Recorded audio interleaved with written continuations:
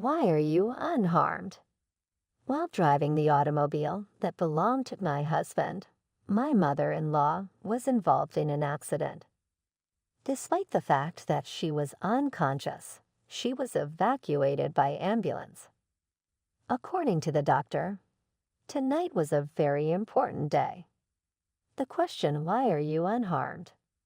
was raised by my spouse in response to my communication with him. When my husband understood that he had made a mistake with his speech, he attempted to cover it up. But I was unable to hear anything else. Although I was able to keep my calm, I simply informed my husband about the hospital, and I ended the conversation in a quiet manner.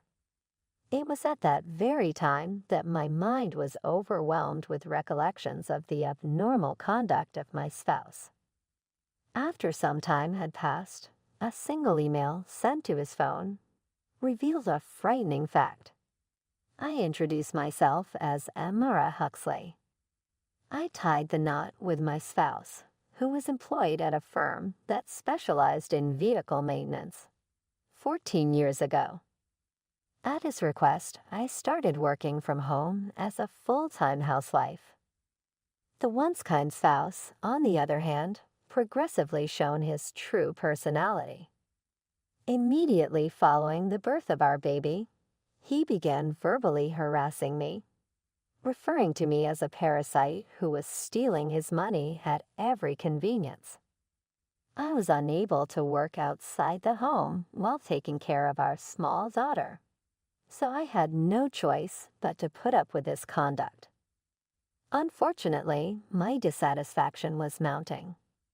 In the end, I was successful in securing a part-time work when our daughter started attending primary school. My effectiveness at work was acknowledged at the firm a year later, and my boss made the suggestion, "Why don't you consider accepting a full-time position?"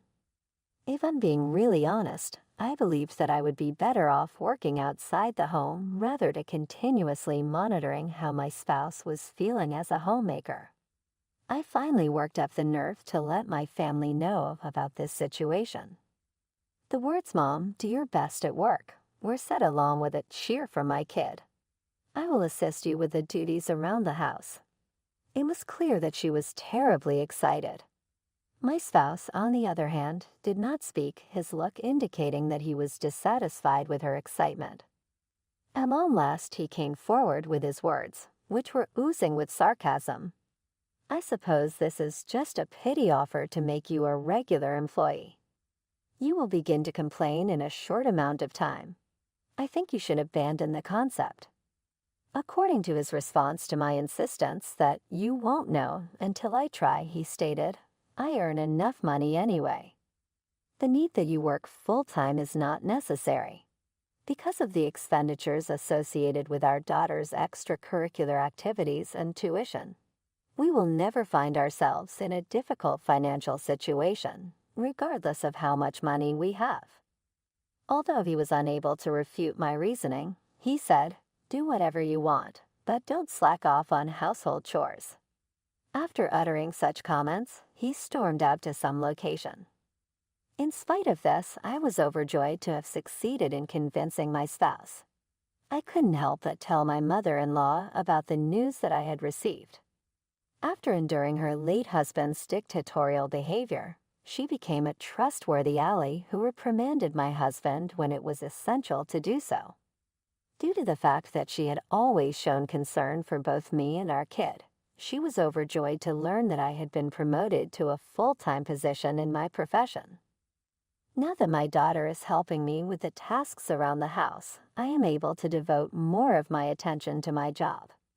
My overall performance at the organization continues to increase as a direct result of this. On the other hand, my husband started treating me worse because he was unhappy with the fact that I appeared to like my work. Every day, his behavior became more outrageous. However, the fact that there are not enough side dishes is not sufficient. At the very least, you are required to get ready at 5 o'clock. There looks to be dust in the corner of the room, as the situation suggests. Did you not bother to tidy up after yourself? Despite the fact that he had never shown any interest in domestic problems in the past, he now meticulously examined every aspect. My ignorance led me to believe that his firm was experiencing financial difficulties, and that his compensation had been considerably lowered as a result. I couldn't help but wonder whether the harsh treatment he meted out to me was a reflection of his own frustrations. Having the intention of boosting his spirits, I made the decision to cook his preferred seafood gumbo. However, upon seeing it, his face broke into a scarlet hue, and he approached me in a furious manner. "What's this? I made it to cheer you up since you seemed down lately. I can't believe it. Is this some type of sarcastic remark directed against the pitiful me?"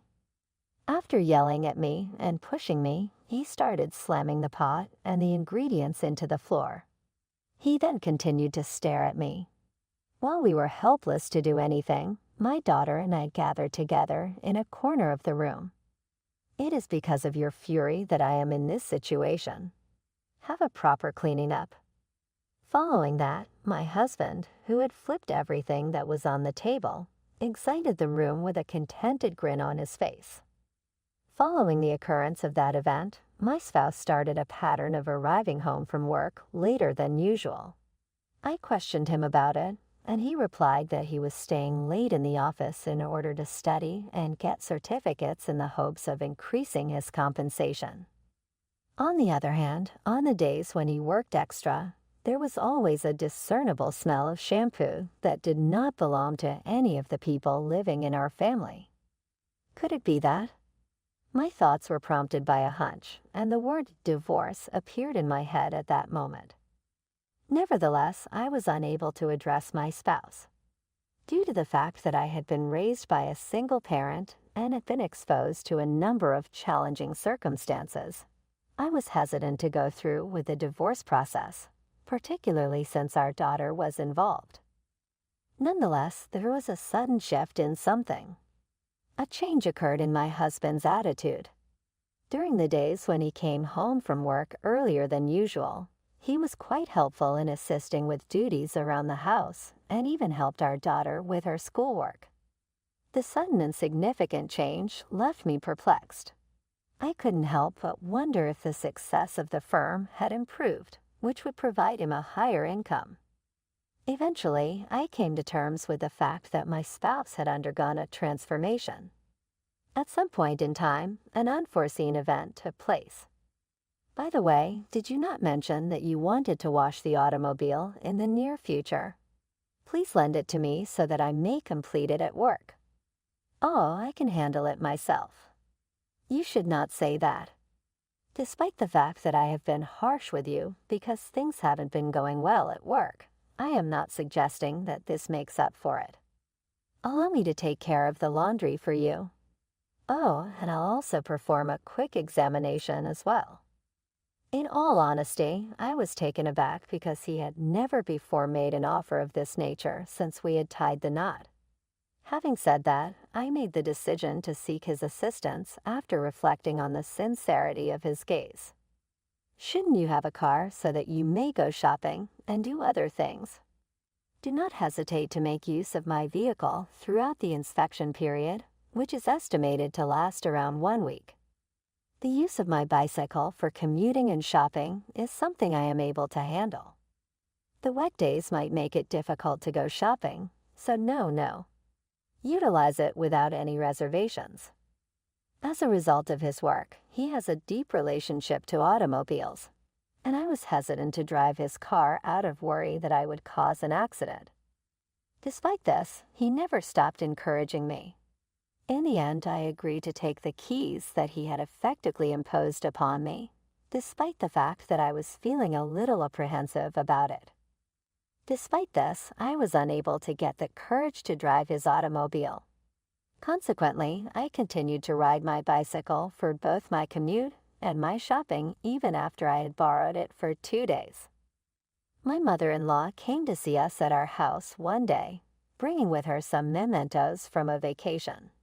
I welcomed her inside because I had a day off during the week, and we sat down to have some tea together. During the course of our talk, my mother-in-law revealed that she intended to take the mementos to a friend who lived in the town that was adjacent to ours. He inquired as to whether or not she may use my vehicle for this reason. The fact that my mother-in-law does not own a car means that she occasionally uses mine as a vehicle. On that particular day, however, the automobile that was accessible at home was not the one that I often use. Rather, it was the one that belonged to my husband.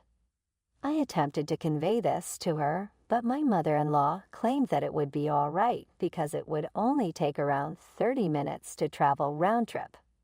She jumped into the vehicle that belonged to my husband and drove away.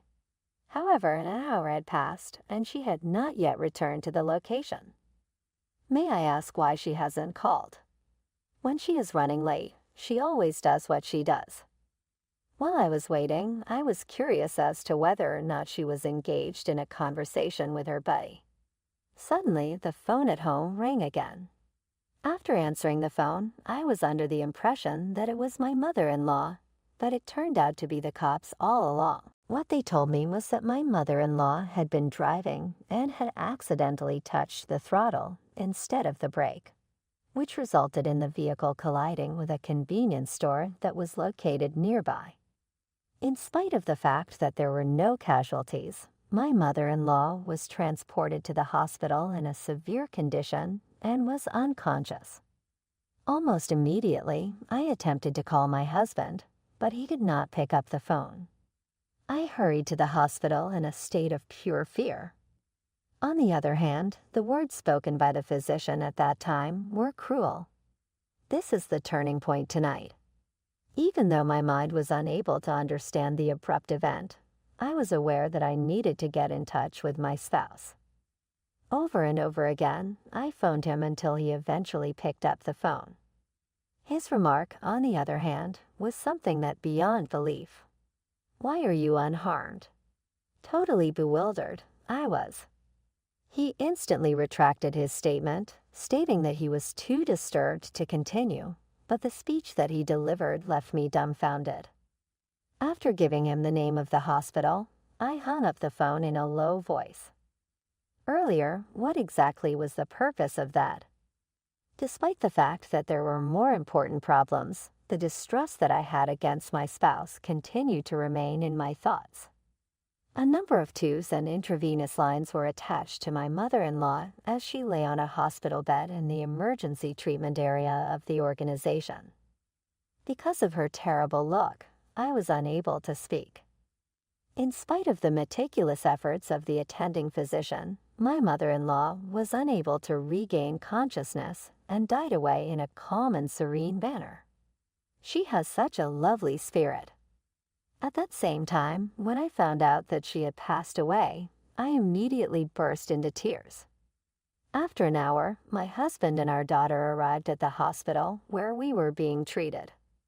To express their sorrow over the passing of my mother-in-law, they too shed tears with me. During the time that they were grieving, I watched from a distance, but my attention was drawn to the phone that my husband had carelessly put nearby. A message arrived on the screen at that very moment, and the brief content immediately drew my attention. The thought of "did the plan succeed?" caused my heart to skip a beat.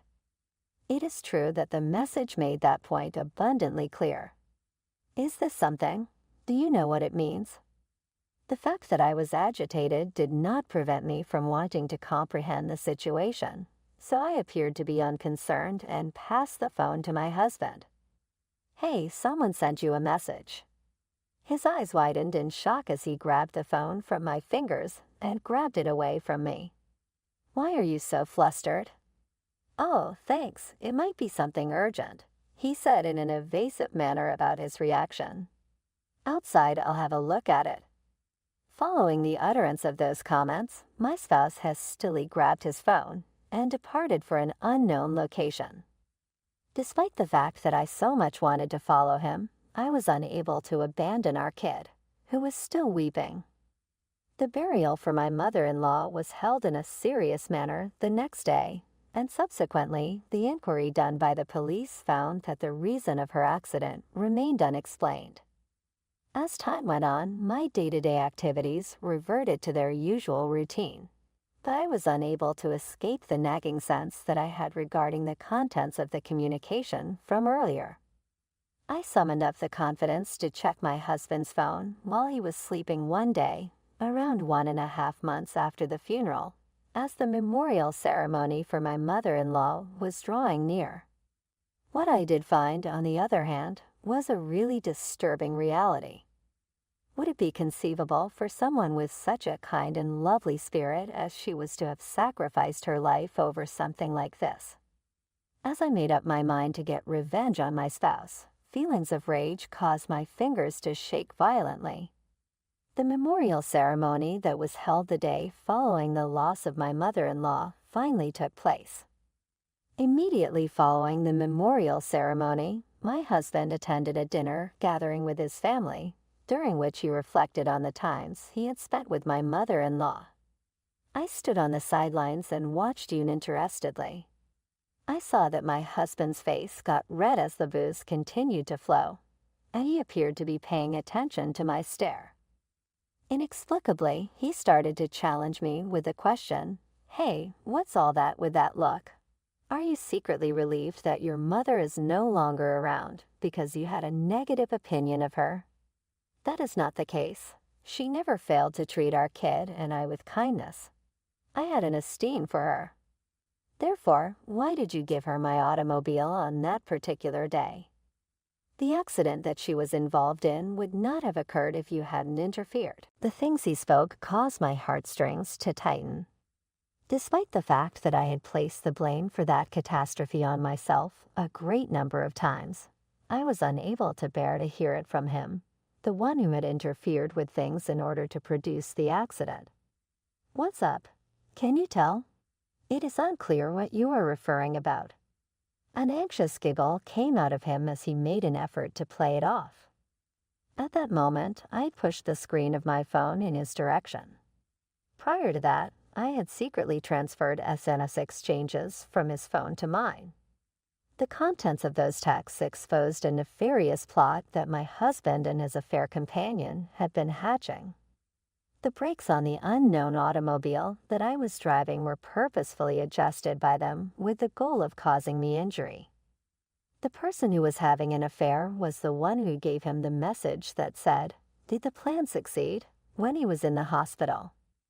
After I passed away, their ultimate objective was to collect the money from my insurance policy and then go away to another country, leaving our daughter behind.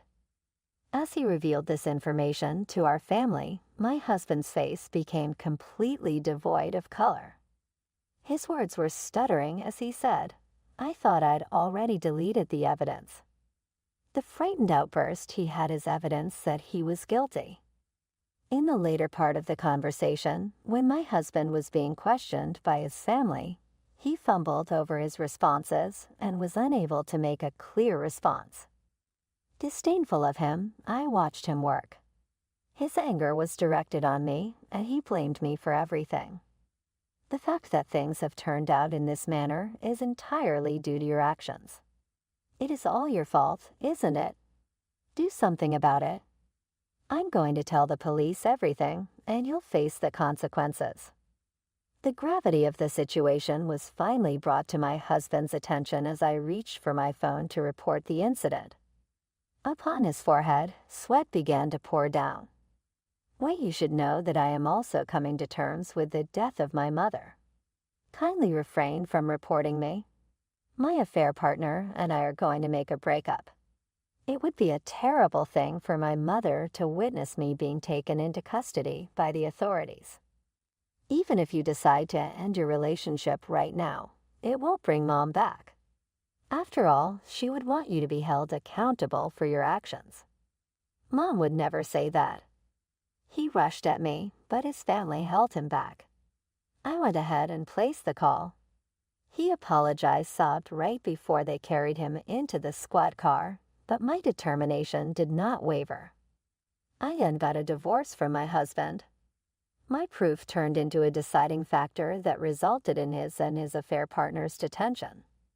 They might spend almost 10 years in prison for their heinous crime of tampering with the automobile, which claimed a life.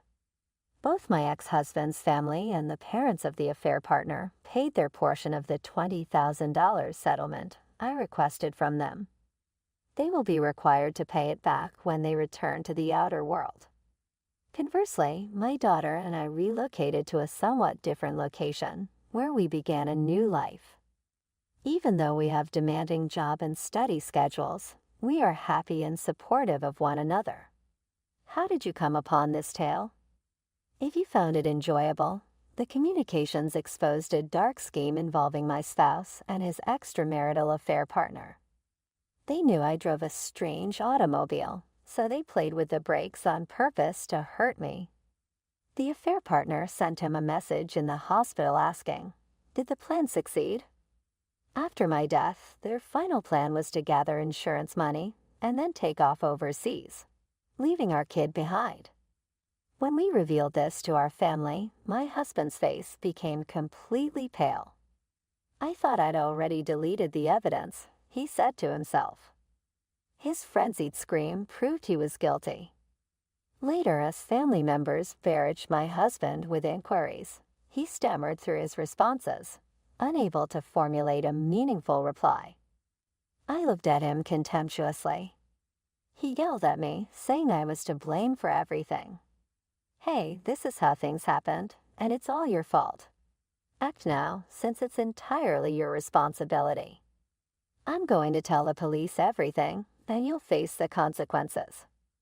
My spouse finally recognized how serious the issue was when I grabbed for my phone to report it. Drops of sweat trickled down his brow. "But you know, I'm also mourning my mother's passing. Don't report me, please. I'll end my relationship with my lover. Mom wouldn't approve of the cops taking me into custody. Your breakup now won't make Mom come back. Additionally, she would expect you